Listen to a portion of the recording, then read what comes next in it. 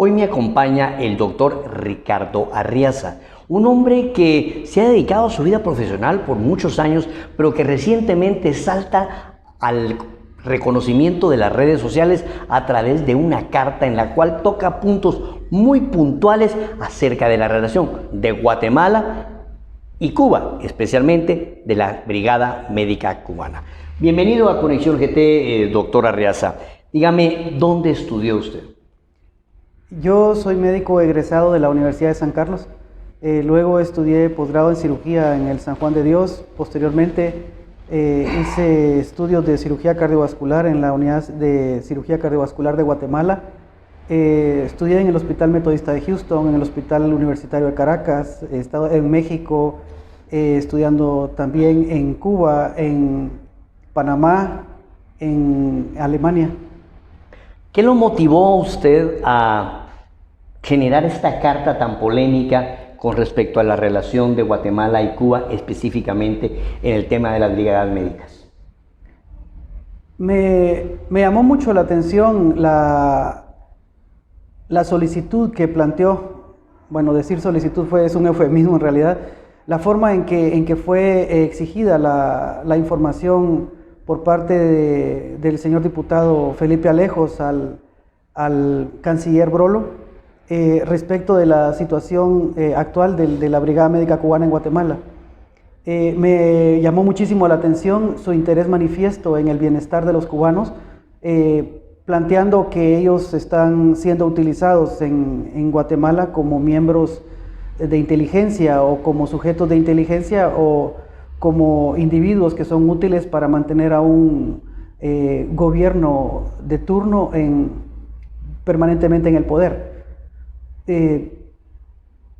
Yo he trabajado con la Brigada Médica Cubana, no directamente con ellos, pero sí en una relación muy cercana, principalmente en las catástrofes más grandes que han habido en los últimos 20 años en Guatemala. Cuéntenos acerca de esta relación. ¿Cuándo inicia usted puntualmente la relación que tiene con las brigadas médicas cubanas y cuál ha sido su percepción acerca de la vida de estos médicos que vienen a Guatemala? Todo empezó en 1998 para lo del huracán Mitch, que ellos vinieron a Guatemala para ayudar. Fue una brigada de apoyo que enviaron para apoyarnos en el manejo del huracán. Posteriormente nos volvimos a encontrar durante la época del STAN, cuando Cuba envió la brigada Henry Reef con más de 668 médicos, son 668 cooperantes, de los cuales más de 600 eran médicos en esa época. Tuve una relación muy cercana y estuve cooperando con ellos y junto con las autoridades de gobierno del Ministerio de Salud en esa época, siendo lazo entre la Brigada Médica Cubana y el Ministerio de Salud. Siempre he servido de vínculo entre las autoridades del Ministerio de turno en reuniones y para mejorar la logística de la función de los médicos cubanos en las crisis. Ahora, usted los conoce, mi doctor, ha tenido una relación personal con ellos. A lo largo de ese conocimiento, ¿usted ha detectado algún tipo de activismo político? Porque de eso es lo que se les acusa prácticamente, ¿no? ¿Qué es lo que usted detecta con esa gente? Le digo, desde lo del stand para acá van 22 años, o 20 años. En esos montón de tiempo, yo he conocido a miles de cooperantes cubanos. Yo soy médico, me he dedicado al estudio de diferentes ramas de la medicina desde 1990 y me apasiona el aprender nuevas técnicas, aprender todo lo que tenga que ver con mejorar mi relación médico-paciente.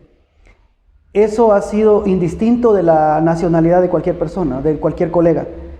Y concretándome a su pregunta, en los últimos años, todos los años que he conocido a los miembros de la Brigada Médica Cubana, no recuerdo una sola ocasión en que hayamos hablado de política propiciada por un cubano hacia mí. Siempre ha sido mi deseo de comprender, mi deseo de entender la situación política en la que ellos viven, su forma de gobierno. He querido yo buscar esa información para comprender y hacer analogías entre nuestros países que son tan similares, ¿no? Pero nunca ningún cooperante cubano ha buscado ideologizarme o convencerme de que su gobierno es mejor que el nuestro. Mire, doctor, usted tiene una carta que obviamente tiene un alto contenido político por la coyuntura en que se dio. ¿Usted se considera un hombre político? No, bajo ninguna circunstancia. Ciertamente, usted tiene razón en que la carta tiene cierto contenido político, podría decir. Para ser más específico, creo que le podríamos encontrar incluso un enfoque geopolítico, para ser más exacto. Pero no soy ni estudioso de la política, ni de la geopolítica, mucho menos, ni de la situación económica, porque hago ciertos análisis económicos ahí un tanto superficiales, que de hecho tampoco soy un ducho en la materia, pero hay ciertos análisis económicos ahí que tienen connotación política en algún momento. Pero eso no me hace ni experto ni nada parecido como para poder opinar de política. Ahora, vamos a ver. Preparado de eso. Esta carta se tomó como una defensa a la presencia de la Brigada Médica Cubana en Guatemala. Para usted, ¿cuáles son los puntos positivos y cuáles son los puntos negativos de la presencia de los médicos cubanos en Guatemala? Los puntos positivos son los resultados. Y no son resultados que yo me haya sacado de la manga. No soy experto en esto, ¿no? Lo único que yo hice fue recopilar información oficial y pública del Ministerio de Salud. Por ejemplo, el hecho del número de consultas que están citadas en la carta, el número de consultas atendidas por médicos cubanos durante todos estos años, el número de cirugías realizadas, el número de cirugías generales, que pueden ser desde una apendicectomía, una colecistectomía, o una resección de un tumor, o cosas más complejas, ¿no? Quitar una uña incluso es un procedimiento quirúrgico, pero no se hace una separación por casos, ¿no? Pero todo eso, el número de consultas hechas a domicilio, el número que son las visitas domiciliarias, el número de vidas salvadas, que es insospechado, son miles y miles de vidas salvadas, miles y miles de consultas realizadas, que si no estuvieran los médicos cubanos, es muy probable que esa gente no hubiera recibido atención pero estamos oportuna. hablando de que nosotros le estamos quitando la oportunidad a médicos guatemaltecos de tener esas plazas de trabajo. Esa observación... Esa es la observación sí, que se hace. es muy interesante, ¿sabe? Y de hecho, después de que la carta fue publicada, recibí una llamada de un amigo mío, colega, y luego vi cuánto tiempo tardó la llamada. 37 minutos de insultos, diciéndome y haciéndome, queriéndome hacer reflexionar de que yo no tenía por qué defender a los médicos cubanos, porque ellos nos vienen a quitar el trabajo a nosotros. Me pareció muy interesante su perspectiva, me pareció muy interesante su punto, y no estoy de acuerdo, ¿sabe? No estoy de acuerdo. No estoy de acuerdo en que nos quiten el trabajo. O sea, ellos están viniendo, el convenio que se estableció cuando vinieron los médicos a Guatemala, el convenio que existió entre los dos países, fue de que los médicos cubanos iban a estar en lugares específicamente donde no existiera presencia médica guatemalteca. Y ahí están, ahí han estado.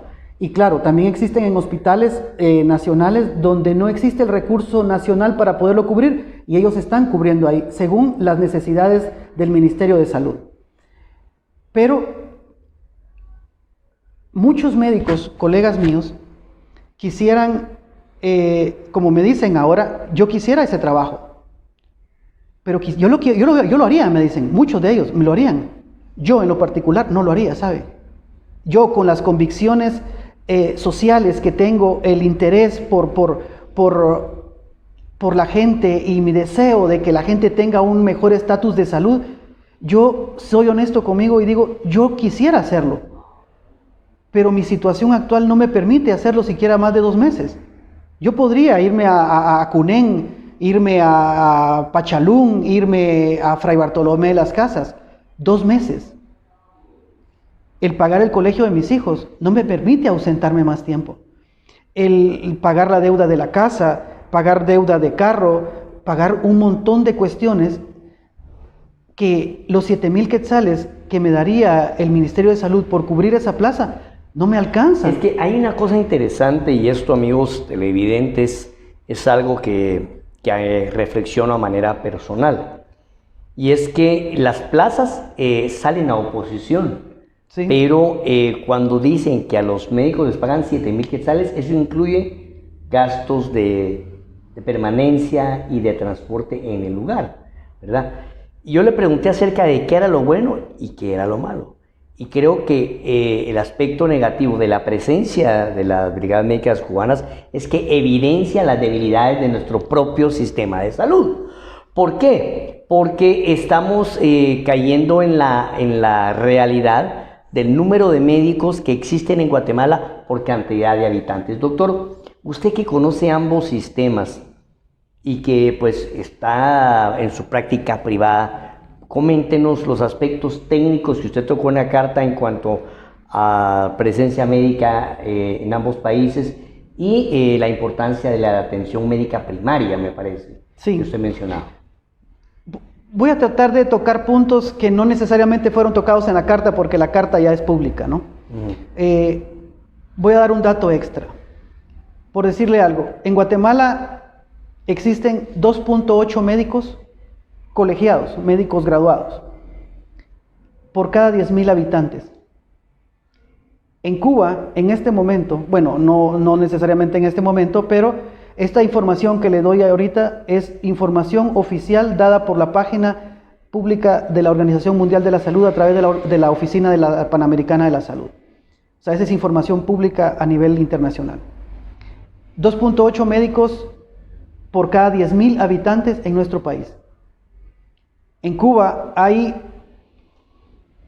81.9, 82 médicos por cada 10,000 habitantes. Eso debe significar algo para los resultados de salud en un país.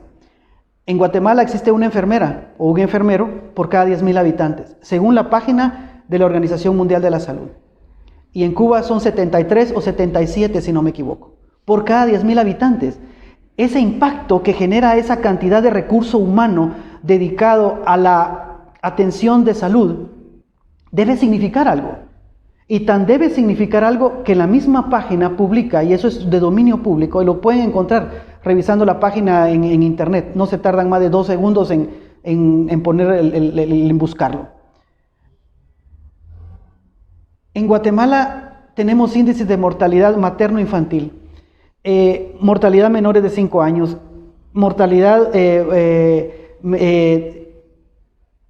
recién nacidos, que son como mínimo, y no le voy a dar datos tantos porque es un poco complejo, pero por lo menos son 5 veces peores que los que existen en Cuba con un sistema de salud que es altamente efectivo según la OPS, no según la versión de la Brigada Médica Cubana o el gobierno central de Cuba. No, es la página de la OPS, en la misma página donde están publicados los resultados de Guatemala y los resultados de Cuba.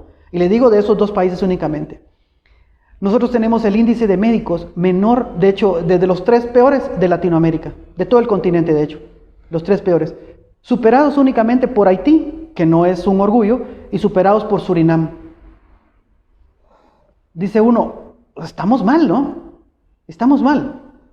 ¿Cree usted que si se pusieran a oposición las plazas, habría médicos guatemaltecos que se preocuparían y estarían interesados en ocuparlas?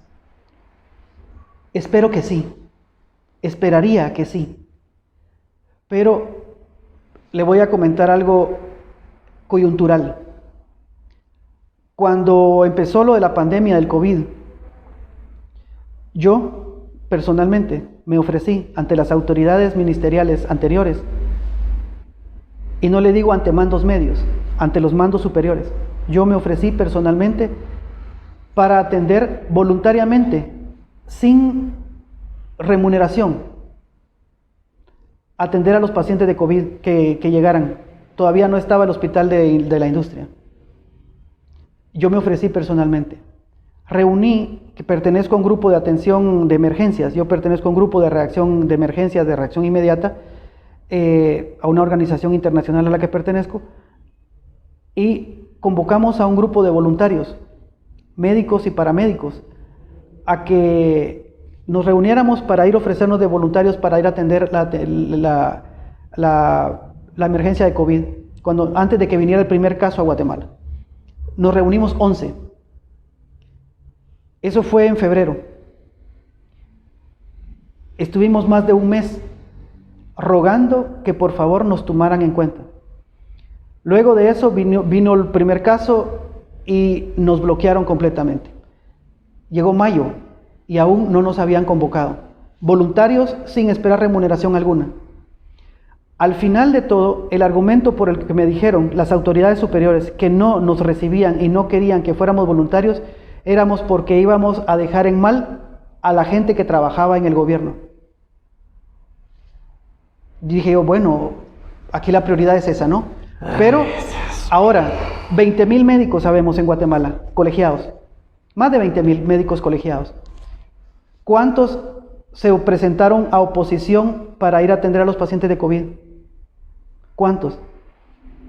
Ridículamente casi nadie.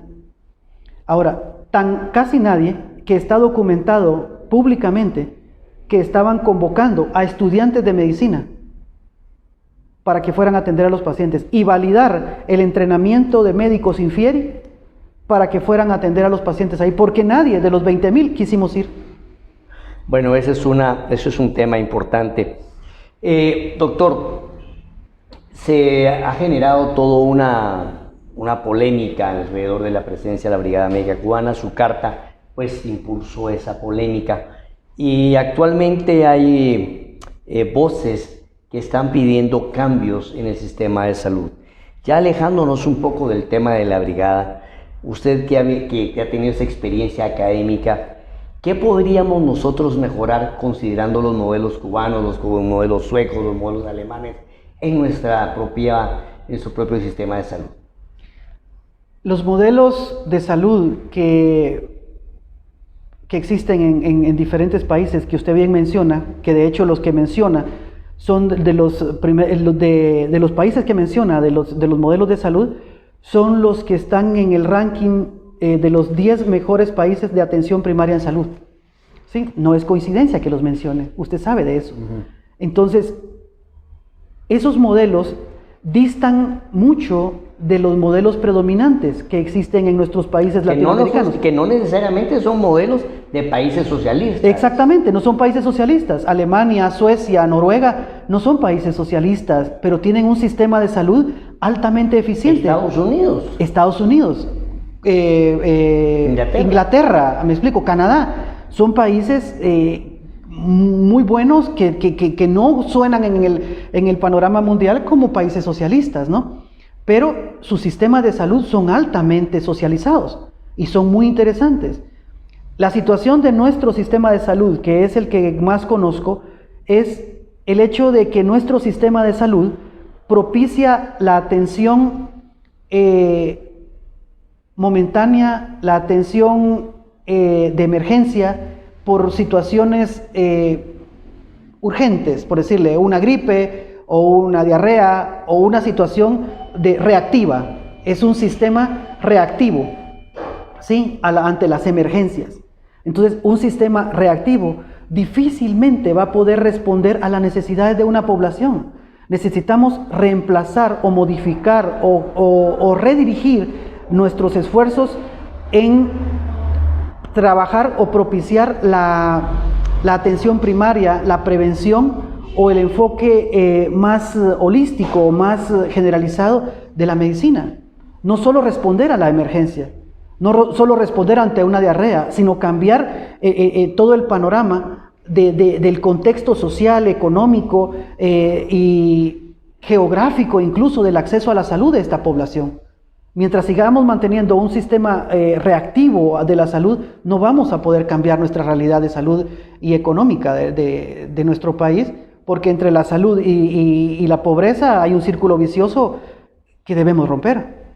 Bueno, doctor Arriaza, muchísimas gracias. Sus conceptos han sido muy enriquecedores, principalmente con el tema de lo que debemos hacer.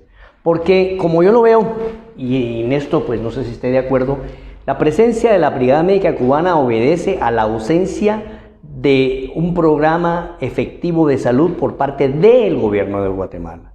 Si tuvieron que venir aquí para el gobierno del Estado, y si fue Álvaro Arzú el que los trajo, Álvaro Arzú se preciaba de ser un hombre práctico, un hombre que nació en el Movimiento de Liberación Nacional, un hombre de derechas, pero con una visión pragmática. Aquí no importa de qué color sea el gato, siempre y cuando case ratones. Entonces, la presencia de la Brigada Médica es una llamada a la atención, a la reflexión y a la implementación de modelos de salud preventivos que permitan que el ciudadano guatemalteco no llegue a curarse, sino que pueda prevenir la enfermedad. Muchas gracias, doctor Arriaza. Un último mensaje para los televidentes y las personas que nos escuchan a través de la radio. Muchas gracias por la amabilidad y la cortesía de recibirme acá. Creo que lo más importante, si pudiéramos hacer una reflexión, sería que leamos, que nos documentemos. Yo algo le pido a mis pacientes. Hágame favor, les digo yo a todos mis pacientes. No me crea lo que le digo.